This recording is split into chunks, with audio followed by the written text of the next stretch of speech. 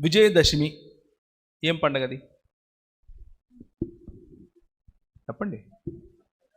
సంక్రాంతి? అదే సార్. దసరా అంటే అర్థమేంటి సార్? దేవి నవరాత్రి. ఇంకా దసరా అంటే 10 తలకాయలోని చంపిన దినమయ్యా. దశహర. పండగలన్నీ చంపినందుకే చేస్తారు. మీకు అర్థమవుతుందా? సంక్రాంతి ఒక్కటే మన పండగ.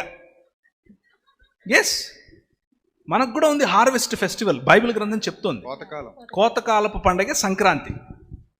సంక్రాంతి అన్ని సంస్కృతుల్లో ఉంది.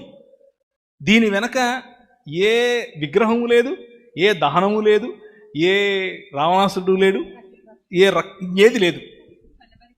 అర్థమవుతుందా? ఇది ఇది ఇది మనం తెలుసుకో.